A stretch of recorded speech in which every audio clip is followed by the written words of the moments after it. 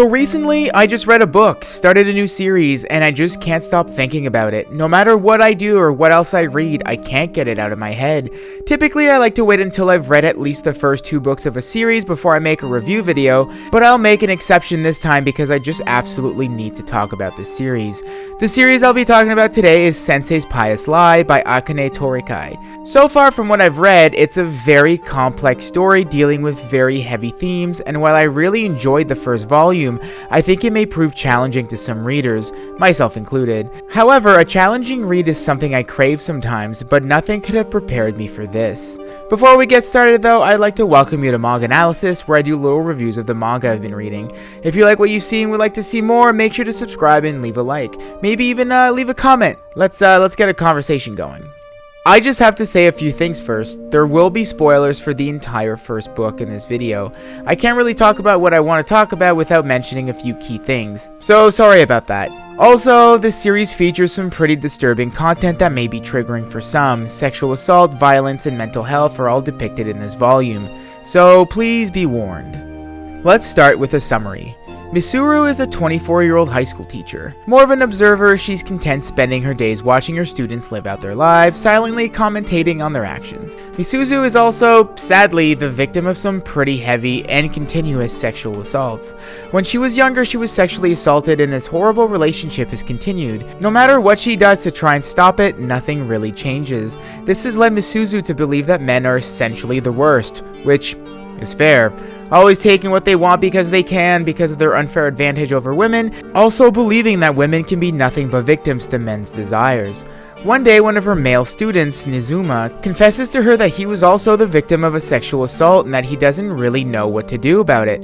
As he starts describing this experience, she realizes that they both went through pretty much the exact same thing. But how could this be? Misuru firmly believed that only women could be the victim of such violence. This leads Misuru to dismiss his claims, which fills her with regret. How will these two be able to navigate their lives while these horrible things keep happening to them? Will they be able to understand one another? Will they maybe be able to find common ground? I don't know. I just got here. Okay, so usually I break these videos down by what I like and what I dislike about a series, but for this particular book, I think it's a little too complex to really just go by taste, so rather I'll just talk about a few events from the book and share my thoughts on them.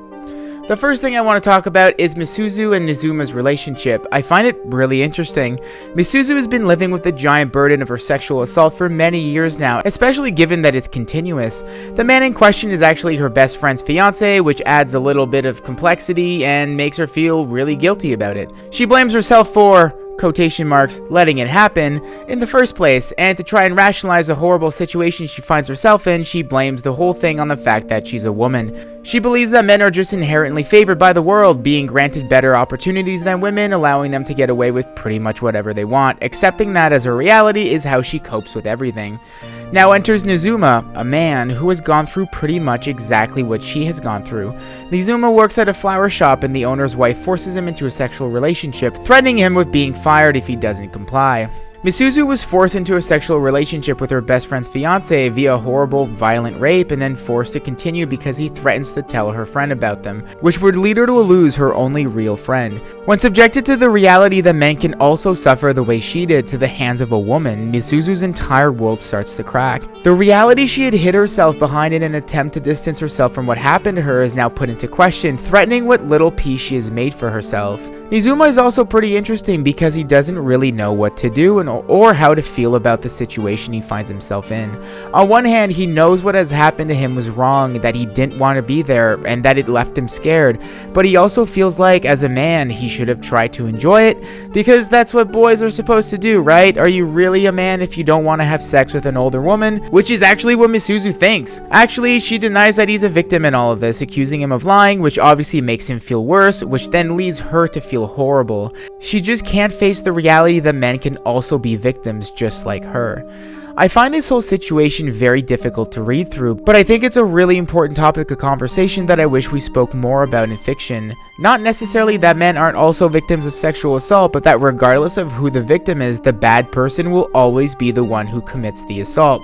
It's not about what they wore or what they said, or that she only said no 3 times as opposed to 5 times. It's about the person who brought on the assault. Having a story with the characters being the narrators really brings this home. For example, many times we see Misuzu thinking about the time she was assaulted, and you see her go through different stages of thought, like, was it her fault? Why didn't she try harder to stop it? Is she a horrible person for letting this continue? Is she a horrible friend? Etc.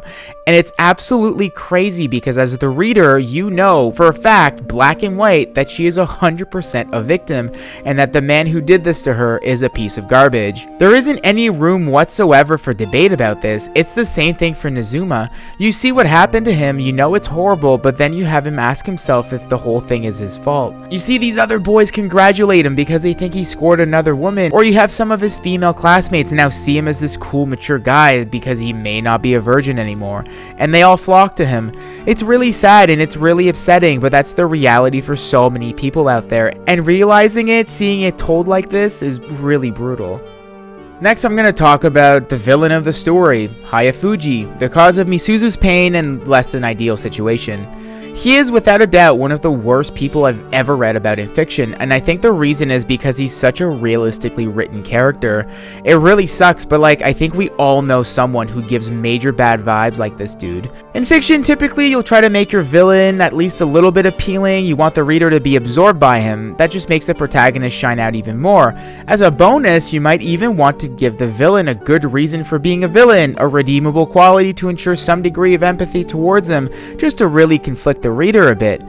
I needed the villain of this story to not be that. I never ever want to relate or empathize with a rapist, and I'm glad that the first volume of the series has not even attempted to throw that kind of garbage my way. This guy sucks. He's a bad person. He's straight up a garbage human, and no matter what they tell me about him, try to sell me on some tragic backstory or whatever, I don't ever want to forget this hatred I feel for him. I think that's a good thing. That's how I want it to be. The series so far seems to be all about the complexities of gender and adversity, immense struggles, and hopefully about getting through all of that. The last thing I want is that beautiful, problematic, yet vital conversation to be diluted by this disgusting flesh bag. Fun aside, this first volume also introduces tons of other characters that each have their own plots going on, and I really do think they're very promising and offer important additions to this already very complex story. So, should you check out Sensei's Pious Lie? I think this would have made it in the video I made a while back called Series I Would Not Recommend, just because of how brutal it can be.